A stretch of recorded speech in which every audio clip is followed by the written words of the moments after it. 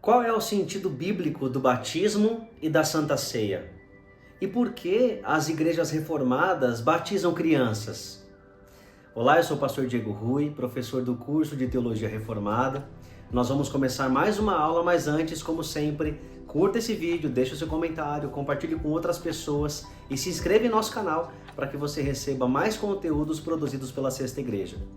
Vamos lá? Para mais uma aula? Vamos começar agora.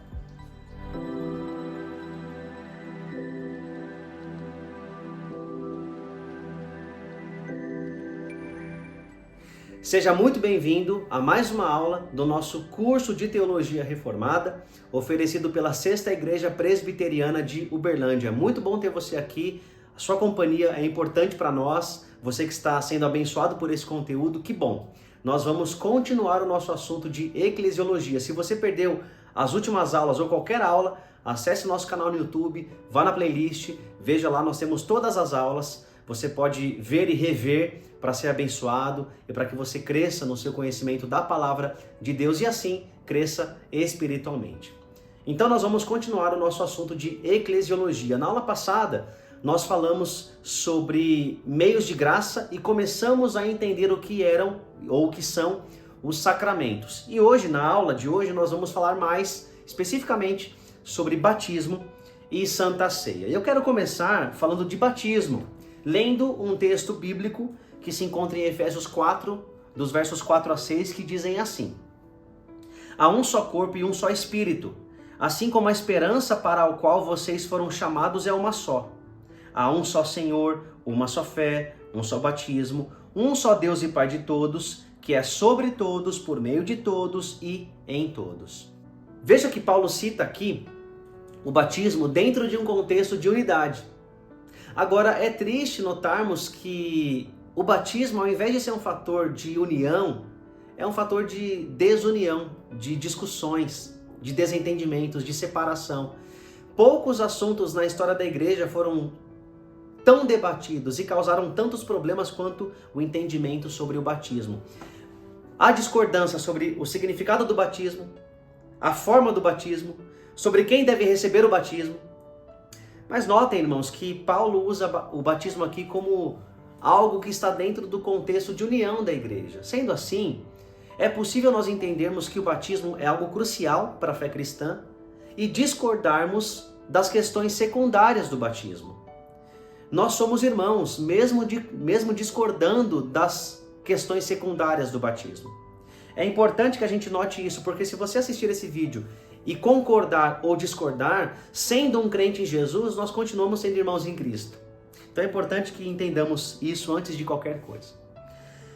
Vamos começar pensando nas origens do batismo e eu quero começar citando o contexto mais imediato, lá do Novo Testamento.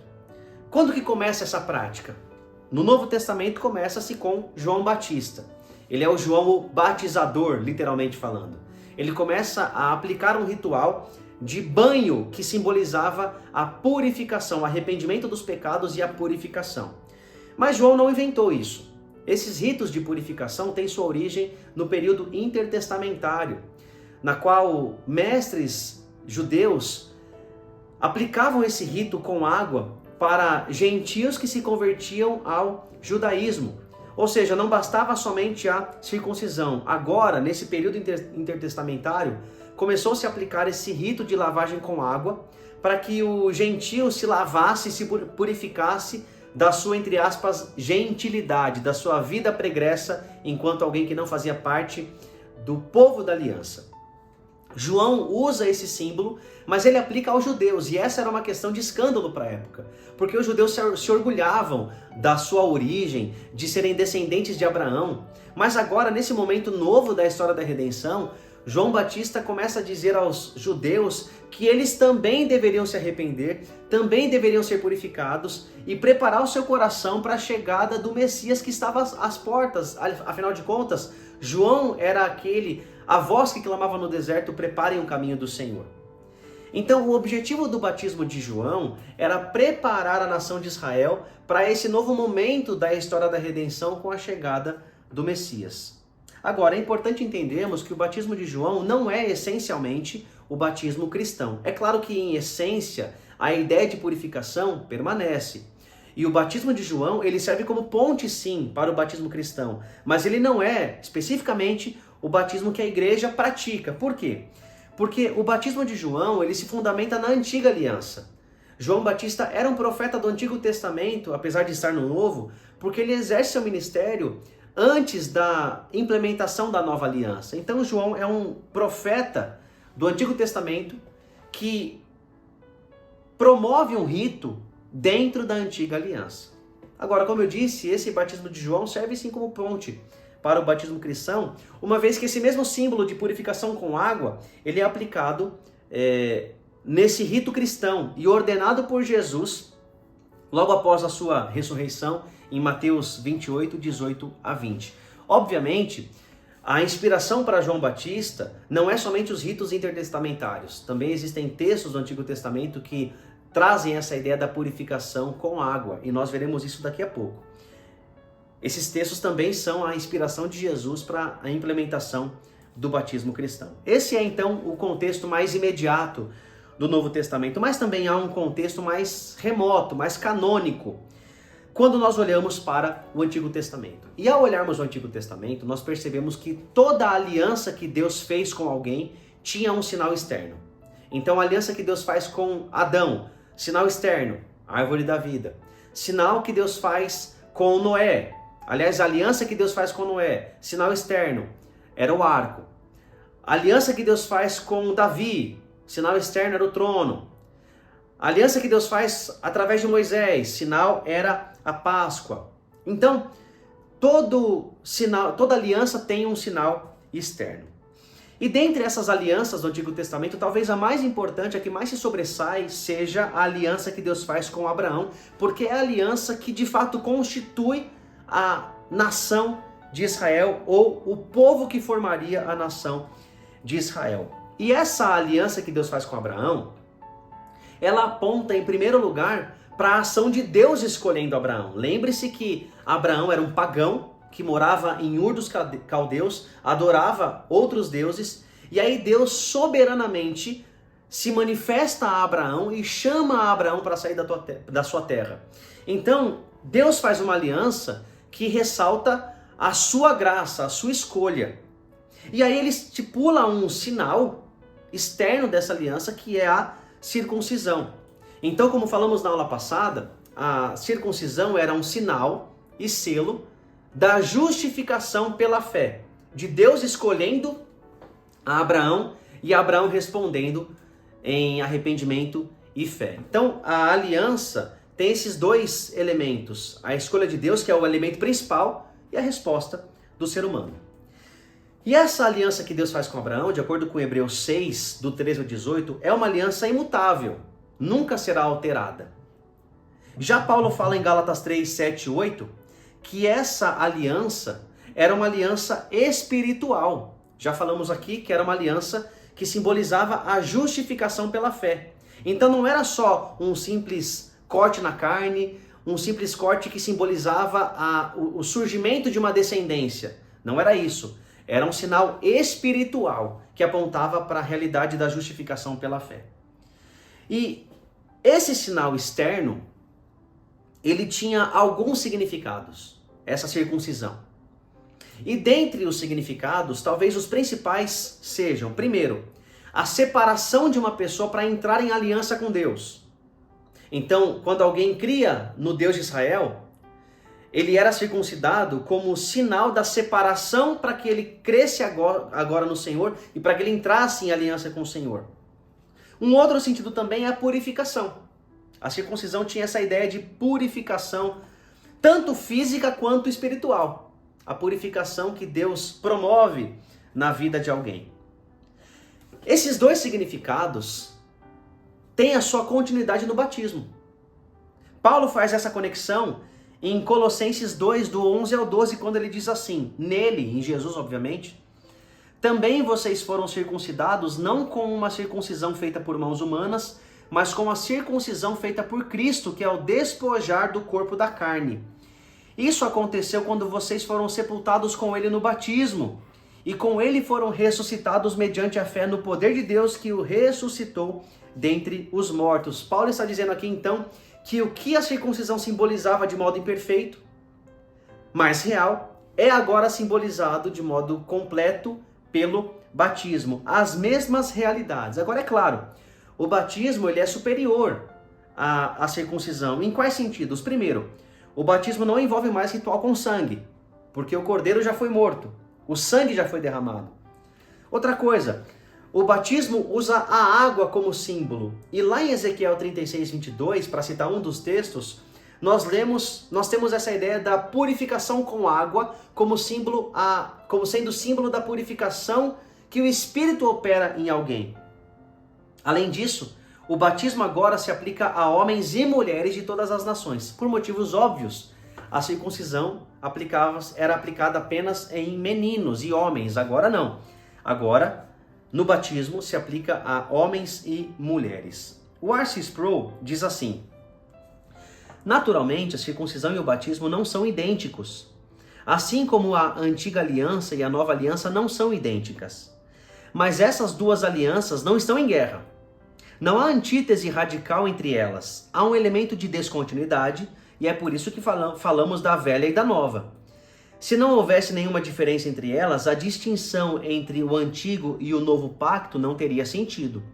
No entanto, a nova aliança não está em um estado de descontinuidade total da antiga. Além dos elementos de descontinuidade, há fortes elementos de continuidade. A nova aliança não destrói a antiga aliança. Em vez disso, ela cumpre e constrói sobre ela. Então nós temos essa continuidade entre circuncisão e batismo. Agora vamos pensar no significado do batismo. Mais uma vez citando o Sproul, ele diz assim: o batismo está cheio de simbolismo rico que aponta para todas as coisas que Deus faz por nós quando Ele nos liberta do nosso pecado. As promessas de Deus ao seu amado povo através de Jesus Cristo estão em exibição brilhante quando o sacramento do batismo é administrado. O batismo no Novo Testamento comunica tudo o que Cristo Jesus realizou por nós. Então o batismo ele tem múltiplos significados, múltiplas promessas e realizações que são simbolizadas pelo batismo. O documento que explica para nós isso de modo magistral é a Confissão de Fé de Westminster. Lá no capítulo 28, item 1, nós lemos o seguinte: o batismo é um sacramento do Novo Testamento instituído por Jesus Cristo, não só para solenemente admitir na igreja a pessoa batizada, mas também para servir-lhe de sinal e selo do pacto da graça, de sua união com Cristo, da regeneração, da remissão dos pecados e também da sua consagração a Deus, por meio de Jesus Cristo, a fim de andar em novidade de vida.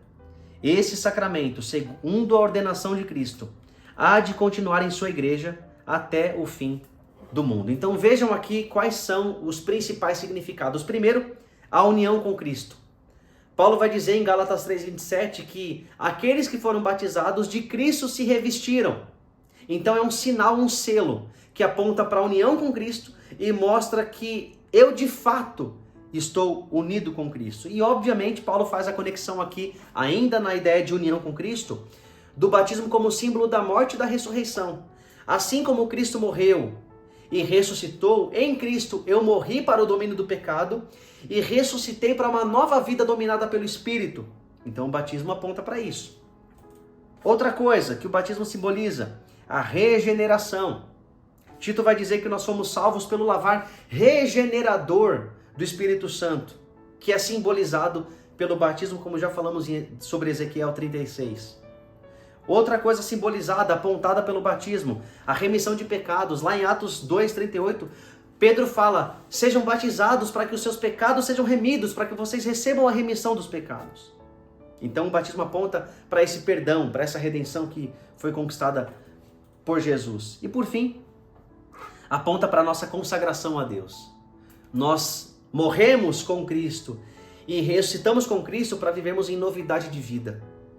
Então, o batismo também aponta para essa aliança que nós temos com Deus. Deus soberanamente nos escolhe e nós respondemos de arrependimento e fé e respondemos com aliança, com dedicação, com consagração a Deus. Esses são os principais sentidos do batismo. Notem que até agora nós estamos falando de batismo de adultos, porque o Novo Testamento costuma trazer essa ideia de um adulto que ouve o Evangelho. Então pense na Grande Comissão, por exemplo. Jesus ordena para que a gente pregue e batize os convertidos. A ideia aqui é pregar para adultos. Mas e quanto às crianças? O que a gente faz com elas? Esse é o grande dilema. Porque parece ser uma coisa simples, mas não é simples para nenhum dos lados. Por quê? As ordens de batismo no Novo Testamento parecem visar apenas novos convertidos, parecem não incluir crianças. Outra coisa, nós não temos nenhuma ordem explícita para batizar crianças no Novo Testamento. De fato, nós não temos. Só que, por outro lado, nós também não temos nenhuma proibição explícita para que isso não seja feito. E aqui é importante entendermos a continuidade. Por milênios, o povo de Israel veio circuncidando seus filhos, dando o sinal externo da aliança. Agora, no Novo Testamento, já que essa é uma ruptura, não deveria ter um texto explícito ordenando para que isso parasse? Outra coisa, nós não temos também exemplos claros de crianças sendo batizadas no Novo Testamento, é verdade. Mas nós também não temos, por outro lado, exemplos claros de filhos de crentes que cresceram e aí sim, quando cresceram, foram batizados. Então, notem que para quem concorda e quem discorda, nós não temos textos claríssimos no Novo Testamento, ordens expressas, seja para o sim, seja para o não. Então é necessário fazer uma construção teológica para dizer que crianças devem ou não devem ser batizadas. Então a grande pergunta é, o que a gente faz com as crianças? Elas estão ou não incluídas nessa aliança de Deus com o seu povo, pensando no Novo Testamento? E para isso, nós precisamos fazer uma construção da teologia bíblica, fundamentada na Escritura. Primeira coisa, eu falei nessa aula que todas as alianças do Antigo Testamento tinham sinais visíveis. E todas as alianças do Antigo Testamento incluíam os descendentes. Aliança com Adão, com Noé, com Abraão, obviamente, com Moisés, com Davi. Todas incluíam os descendentes. Então, o conceito bíblico de aliança, ele sempre incluiu a descendência. Outra coisa, nós precisamos entender que há uma continuidade no Novo Testamento da aliança que Deus fez com Abraão. E isso é claríssimo em Gálatas capítulo 3, nos versos 7 a 9, 13 a 14 e 29. Paulo fala assim: estejam certos, portanto, de que os que são da fé, estes é que são filhos de Abraão, prevendo a Escritura, que Deus justificaria os gentios pela fé, anunciou primeiro as boas novas a Abraão: por meio de você, todas as nações serão abençoadas. Assim, os que são da fé são abençoados junto com Abraão, homem de fé. Cristo nos redimiu da maldição da lei quando se tornou maldição em nosso lugar, pois está escrito: maldito todo aquele que for pendurado no madeiro. Isso para que em Cristo Jesus a bênção de Abraão chegasse também aos gentios, para que recebêssemos a promessa do Espírito mediante a fé. E se vocês são de Cristo, são descendência de Abraão e herdeiros segundo a promessa. Então, esse e outros textos deixam claro para nós que há uma continuidade da aliança que Deus fez com Abraão no Novo Testamento. O Michael Horton diz assim: tudo depende de assumirmos a continuidade ou a descontinuidade como sendo mais fundamental para interpretar o relacionamento entre o Antigo e o Novo Testamento. Dado o modo em que o Novo Testamento interpreta o Antigo, deveríamos privilegiar a continuidade. Então, há essa continuidade.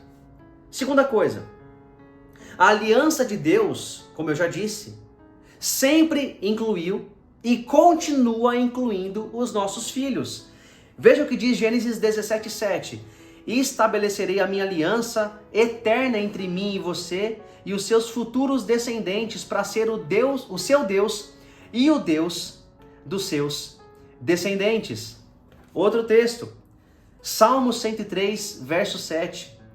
Mas o amor leal do Senhor, o seu amor eterno está com os que o temem, e a sua justiça com os filhos dos seus filhos. Isaías 59, 21. Quanto a mim, esta é a minha aliança com eles, diz o Senhor. O meu espírito que está em você e as minhas palavras que pus em sua boca não se afastarão dela, nem da boca dos seus filhos e dos descendentes deles, desde agora e para sempre, diz o Senhor. Último texto, Atos 2, 38 e 39. Arrependam-se e cada um de vocês seja batizado em nome de Jesus Cristo para perdão dos seus pecados e receberão o dom do Espírito Santo. Pois a promessa é para vocês, para os seus filhos e para todos quantos que estão longe, para todos quantos o Senhor nosso Deus chamar. Note que aqui há uma conotação pactual. Esses termos são pactuais, para vocês e seus filhos. Essa é a linguagem do Antigo Testamento.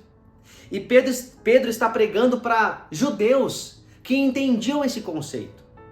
E dizer então que o batismo e essa promessa é para vocês e seus filhos, a conexão aqui é lógica e automática.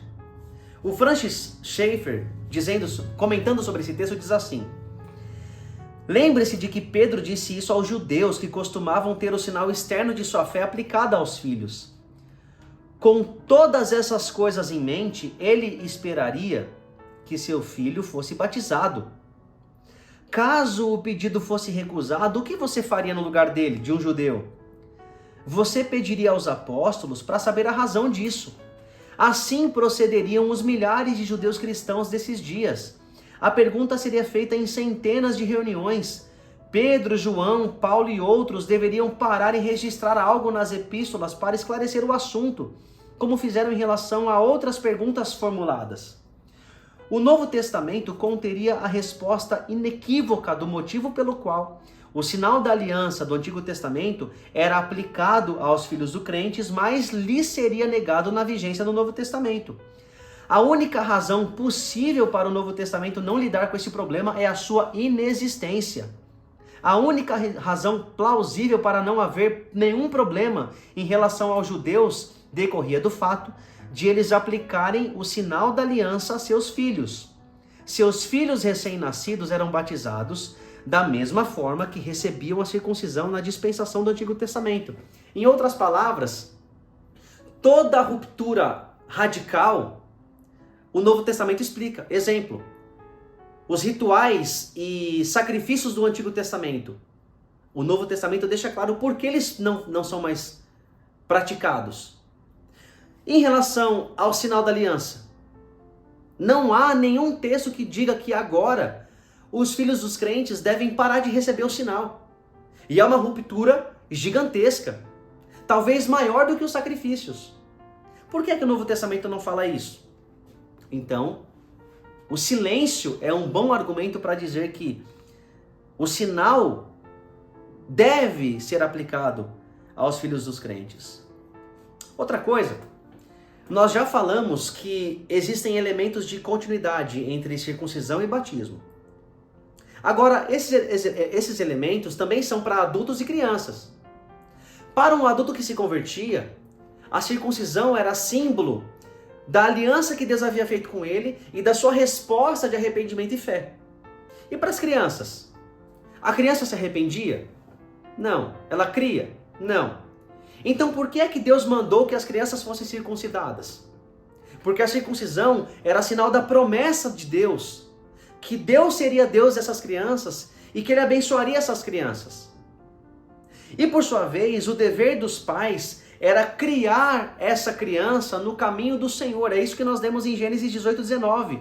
O Senhor dizendo: pois eu o escolhi, para que ordene aos seus filhos e aos seus descendentes que se conservem no caminho do Senhor, fazendo o que é justo e direito, para que o Senhor faça vir a Abraão o que lhe prometeu. Então, o dever de Abraão e dos pais judeus era ensinar as crianças no caminho do Senhor. E no Novo Testamento? Bom, no Novo, para o adulto que se converte, o batismo é símbolo da aliança que Deus fez com ele, da salvação que Deus trouxe a ele e da resposta de arrependimento e fé. E para as crianças, elas creem? Não. Elas se arrependem? Não. É símbolo do quê? Da promessa. De que Deus abençoará a nossa descendência e de que elas serão salvas. As crianças serão salvas pela fé. Em contrapartida, o nosso dever continua sendo o mesmo, criar a criança no caminho do Senhor. É o que Paulo fala em Efésios 6,4. Pais, não irritem seus filhos, antes criem-nos, segundo a instrução e o conselho do Senhor. Como diz o John Sartelli, para Abraão, a circuncisão não era uma garantia de que Deus automaticamente salvaria o seu filho. Era o símbolo do pacto de que ele criaria seu filho no Senhor e de que Deus o estimaria. Quando nós, como pais, lembramos do símbolo da salvação aplicado aos nossos filhos, somos chamados a criá-los como Deus nos ordena. Nossos filhos não são nossa propriedade.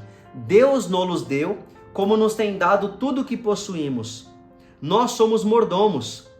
Por isso nós devemos criar nossos filhos como Deus ordena.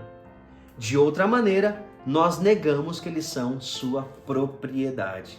Veja aqui a continuidade entre circuncisão e batismo. Outra coisa, nós já falamos que a nova aliança é superior à antiga aliança. Exemplo, mulheres não recebiam um sinal, apenas homens, agora elas recebem. Mas em relação às crianças, no Antigo Testamento elas eram inclusas no sinal. Agora a nova aliança, sendo completa, perfeita, ela vai excluir as crianças? Não seria uma diminuição? Nós entendemos que sim. Paulo vai dizer em Gálatas 3, 26 e 28 que todos vocês são filhos de Deus mediante a fé em Cristo Jesus, pois os que em Cristo foram batizados, de Cristo se revestiram. Não há judeu nem grego, escravo nem livre, homem nem mulher, pois todos são um em Cristo Jesus. Se a nova aliança inclui quem não estava antes, pelo menos no sinal externo, no caso das mulheres, vai excluir quem já estava, no caso, as crianças? Obviamente não. Outros argumentos. Quando nós olhamos para batismos de adultos no Novo Testamento, o batismo de adultos mais suas casas é o mais comum. No Novo Testamento nós temos 9 pessoas citadas, nominalmente, em relação ao batismo. E dessas 9, pelo menos 5 tiveram também a sua casa batizada. Então nós temos, em relação a adultos que são citados nominalmente, adultos somente, Simão, Atos 8, Eunuco, Atos 8, Saulo, Atos 9 e Crispo, 1 Coríntios, capítulo 1. E adultos e suas casas? Aí nós já temos Atos 10, Cornélio e sua casa, Atos 16, Lídia e sua casa, Atos 16, o carcereiro e sua casa, Atos 18, o Crispo e sua casa. Lá é dito que ele creu, e aí a inferência provável é que também foi batizado. E aqui é interessante, se for o mesmo Crispo que nós citamos na lista anterior, então ele deve sair daquela lista, porque se for o mesmo Crispo, ele foi batizado. 1 Coríntios capítulo 1 diz Estéfanas e sua casa, e também Gaio. Por inferência, Gaio também foi batizado com a sua casa, se ele tinha uma família. Agora notem que nessa lista de adultos somente, o eunuco não tinha família e Saulo também não tinha família. E Simão, que foi batizado quando adulto, se desviou da fé. Então veja que a evidência do Novo Testamento aponta com maior peso para batismo de adultos e suas casas. E essa expressão é importante. Como diz o R.C. Sproul, alguns estudiosos do Novo Testamento argumentam que a palavra grega oikos, que é traduzida como casa, não só pode incluir crianças pequenas, como também tem referência específica a bebês. Seja como for, vemos famílias recebendo o sinal da aliança no Novo Testamento e vemos o mesmo princípio em ação no Antigo Testamento.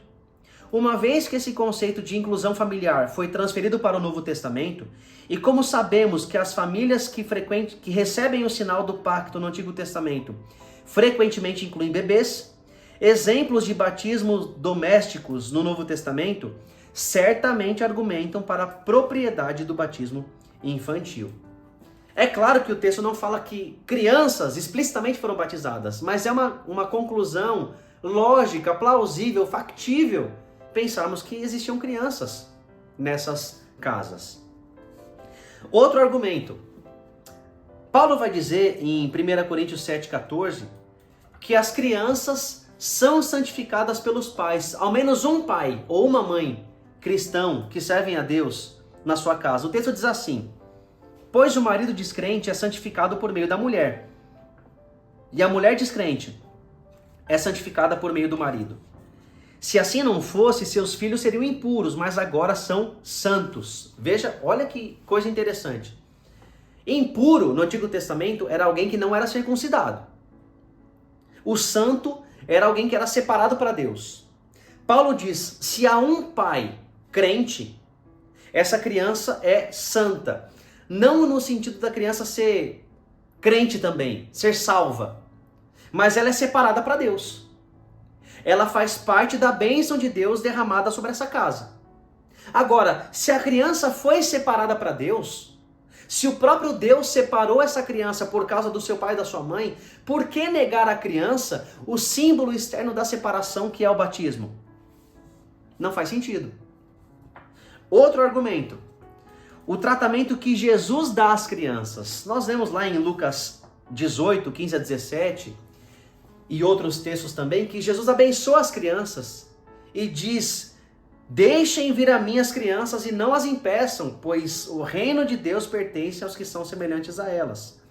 O John Frame, argumentando sobre esse texto, diz assim: Jesus pronunciou a bênção de Deus às crianças. Ele não estava apenas demonstrando afeição pelos bebês. Nas Escrituras, abençoar é algo muito sério. Na bênção, Deus coloca seu nome sobre seu povo, como o sumo sacerdote fez em Números 6:27. Ao abençoar as crianças, Jesus coloca o seu nome sobre elas, de modo significativo. O batismo no Novo Testamento é no nome de Jesus. Então Jesus abençoa, coloca o seu nome sobre as crianças. Por que não, então, conceder a elas o sinal da bênção, da promessa, da aliança? Outro argumento é o testemunho da história.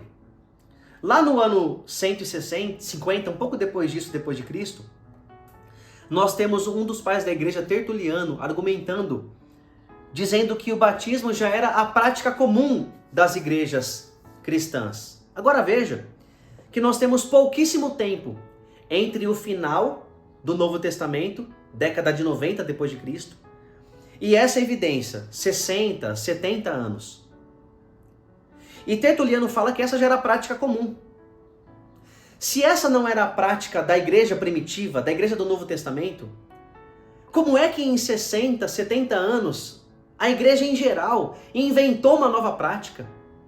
De onde surgiu isso? É pouquíssimo tempo para que as igrejas de todas as localidades fizessem a mesma coisa. Então, esse testemunho histórico aponta para a realidade que já no Novo Testamento, as famílias crentes batizavam seus filhos e essa prática foi sendo continuada ao longo da história da igreja. Agora, alguns podem perguntar, mas pastor, a criança não entende nada. Por que é que a gente vai aplicar um símbolo, um sinal e selo para a criança? Ela não entende nada. Bom, primeiro, devemos fazer essa mesma pergunta para o Antigo Testamento. Se a circuncisão era sinal e selo, por que é que Deus mandou que as crianças fossem circuncidadas, mesmo sem entenderem? Para isso, é importante nós entendermos que o sinal e selo, a realidade espiritual que o sacramento aponta, não está ligada necessariamente ao tempo da aplicação. Exemplo, Abraão foi circuncidado. Ele creu naquele momento ou antes? Obviamente antes. Então, ele recebeu o sacramento como sinal de uma fé que ele tinha já, que aconteceu antes. Mas e seus filhos? Então, nesse sentido, como não tem ligação necessária com o tempo, Isaac recebe a circuncisão como sinal e selo, como promessa da fé que viria. Não há ligação necessária com o tempo. Nós temos no Novo Testamento a história de crianças que foram regeneradas provavelmente. Exemplo, João Batista, que pula no ventre quando ouve a voz da mãe do Salvador. Jeremias, que foi separado no ventre. Então, essas crianças foram regeneradas no ventre. Então não há ligação temporal entre o sacramento e o que ele simboliza. A fé em Cristo pode vir antes ou depois do sacramento. Da mesma forma, nós não temos como garantir que um adulto que recebe o batismo, ele está crendo naquele momento. Pode ser que não. Pode ser que ele tenha feito a adesão externa à igreja, mas vá crer de fato no futuro. Então, por mais que os argumentos sejam comuns, a evidência geral do Novo Testamento aponta para que crianças podem e devem receber o selo da aliança, o batismo. Continuando no assunto, eu quero falar um pouco sobre a forma do batismo. Aqui também nós temos uma divergência. Temos duas posições principais. Aqueles que defendem a imersão, mergulhar a pessoa, e aqueles que defendem a aspersão, jogar água na pessoa. E aqueles que defendem a imersão como sendo a única forma bíblica de batismo, usam como argumento principal a palavra baptizo, que significa imergir. Mas ela não significa só isso. Ela também significa a purificação através da lavagem, mergulhando ou não. Então, dizer que o batismo bíblico é só por imersão é uma conclusão que a Bíblia não chega. Alguém pode dizer, mas pastor, a Bíblia fala que Jesus entrou no Rio Jordão e saiu, que o eunuco entrou na água e saiu. Mas veja que entrar na água não significa mergulhar. São coisas distintas, isso é lógico. Qual é a posição então da Igreja Reformada? Que a forma não é o mais importante é o símbolo, é o que significa o batismo. Mas por que então a Igreja Reformada costuma batizar por aspersão?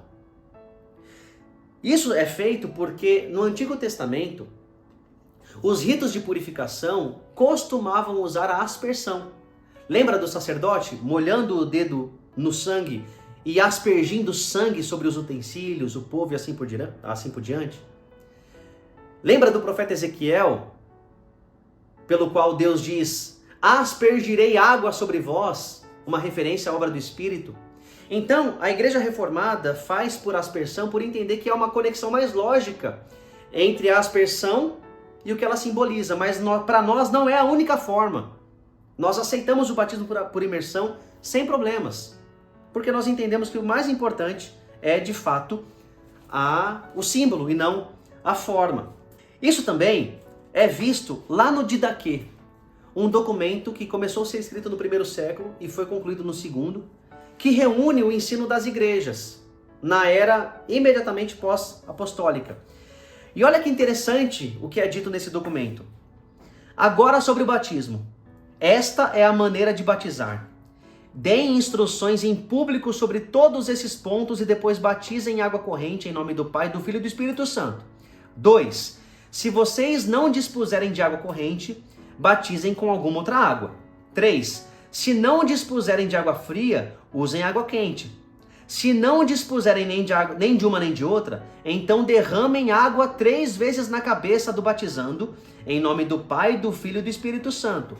4. Além disso, antes do batismo, o que batiza e o que vai ser batizado deve jejuar. E todos os outros que puderem também o façam. E vocês devem pedir ao que vai ser batizado para jejuar por 1 ou 2 dias antes do batismo. Então, logo no início da igreja, a forma não era o mais importante, era o símbolo.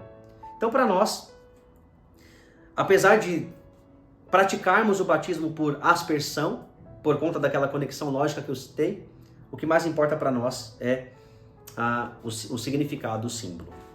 Encerrando agora esse bloco de batismo, eu quero falar rapidamente sobre Santa Ceia, que também é um meio de graça. A Santa Ceia tem sua origem na Páscoa, aquele rito na qual o cordeiro era morto em lembrança da salvação que Deus deu aos primogênitos e também aos israelitas, tirando-os do Egito. E A Páscoa é substituída por Jesus na noite em que foi traído. Ele mesmo faz essa ligação entre a Páscoa e a Santa Ceia. Ele dá o seu corpo como sinal que ele morreria pelo seu povo e o cálice como símbolo do sangue que seria derramado. Então a igreja, já no Novo Testamento, reconhece essa ligação entre Páscoa e ceia, entre Cristo e a Páscoa. Paulo diz em 1 Coríntios 5,7, Cristo, o nosso Cordeiro Pascal, foi sacrificado. Então há uma ligação lógica entre a Páscoa e a ceia, sendo que Cristo substitui a Páscoa pela Santa Ceia. Qual é o significado então da Santa Ceia? Mais uma vez eu cito aqui a Confissão de Fé de Westminster, que diz assim: na noite em que foi traído, nosso Senhor Jesus instituiu o sacramento do seu corpo e sangue, chamado Ceia do Senhor, para ser observado em sua igreja até o fim do mundo, para ser uma lembrança perpétua do sacrifício que em sua morte ele fez de si mesmo, para selar aos verdadeiros crentes todos os benefícios provenientes desse sacrifício para o seu nutrimento espiritual e crescimento nele, e seu compromisso de cumprir todos os seus deveres para com ele, e ser um vínculo e penhor de sua comunhão com ele e uns com os outros, como membros de seu corpo místico. Nós temos aqui vários significados e eu quero pontuar alguns. Primeiro, o elemento temporal da ceia. A ceia nos faz olhar para o passado, presente e futuro. Para o passado, lembra o que Cristo fez por nós, o sacrifício vicário e substitutivo de Jesus. No presente, a ceia aponta para os benefícios que nós recebemos da obra de Cristo e que são aplicados em nós através do Espírito Santo. Então a ceia é esse momento de nutrição espiritual, é esse meio de graça no presente. E também aponta para o futuro, porque reafirma a promessa da volta de Jesus. Então a Santa Ceia deve nos lembrar passado, presente e futuro. Outro elemento importante é o elemento relacional da ceia. Na ceia, nós estamos na mesa com o nosso Deus. E como diz o teólogo John Frame, esse elemento de estar na mesa com Deus, em uma refeição pactual, é importantíssimo no Novo Testamento. Quando duas pessoas brigavam e havia uma reconciliação, um dos símbolos da reconciliação era uma refeição em conjunto.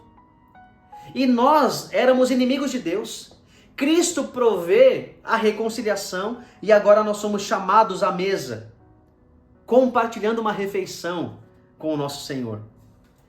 Também há esse relacionamento horizontal, meu com meus irmãos.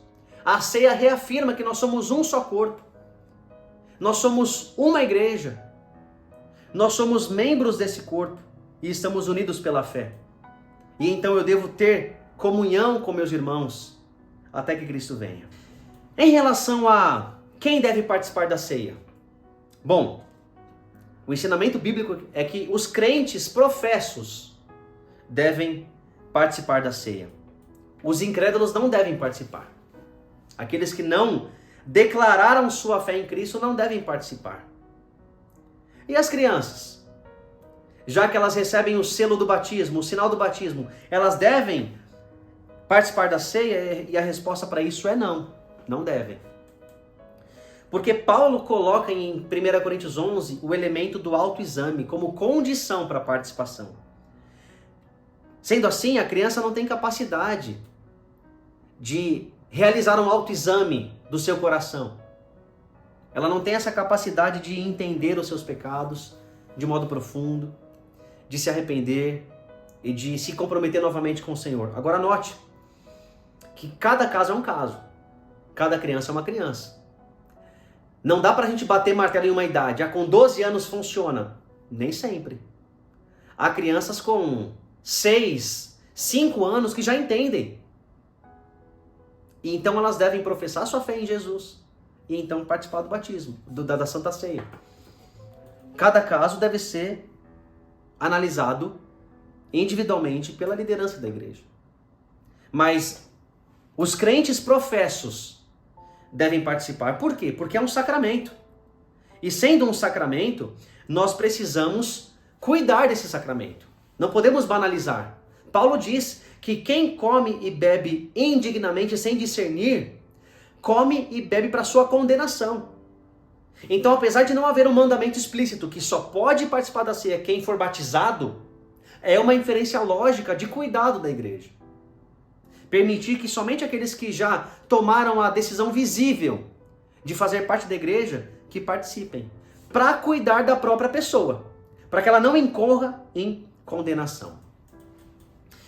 Por fim, para encerrarmos nossa aula, vale citar a questão da presença de Cristo na ceia. Já citamos isso em outra aula, mas vale a pena relembrar.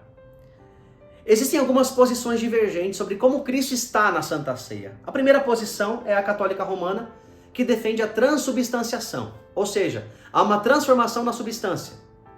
No momento da ceia, após a consagração do sacerdote, o pão permanece com aparência, cheiro, aspecto de pão, mas se torna literalmente corpo de Cristo. E a mesma coisa com o cálice, se torna sangue de Cristo. Nós não cremos nisso. Isso não é bíblico. A posição luterana é a da consubstanciação. Para os luteranos, o pão não se torna carne e o vinho não se torna sangue, mas Cristo está com a substância, em, sobre e com a substância. É um conceito bem próximo da transubstanciação, que também é rejeitado pela teologia reformada. Para muitos irmãos batistas e outros, a ceia é simplesmente um memorial. Um memorial que aponta para o que Cristo fez e prometeu. Nós cremos sim que a ceia tem esse elemento de lembrança, como acabamos de dizer. Mas cremos que a ceia é mais. Sendo assim, a posição reformada é que Cristo está presente, de fato, durante a Santa Ceia, mas de forma espiritual. Abençoando o seu povo, comunicando graça ao seu povo, fortalecendo e vivificando o seu povo. É por isso que a ceia é tão especial. Na Santa Ceia, nós temos a presença real, porém espiritual, de Cristo, comunicando bênção ao seu povo. É por isso que a Santa Ceia é tão importante e por isso que nós protegemos a Santa Ceia. Protegemos as pessoas de participar de qualquer forma, porque é um sacramento na qual Cristo está verdadeiramente, ainda que espiritualmente, presente. Com isso, nós encerramos a nossa aula sobre batismo e Santa Ceia. Havendo dúvidas, comente aqui, nós vamos responder você. Até a próxima aula, que Deus abençoe você e a sua família. Fique na paz.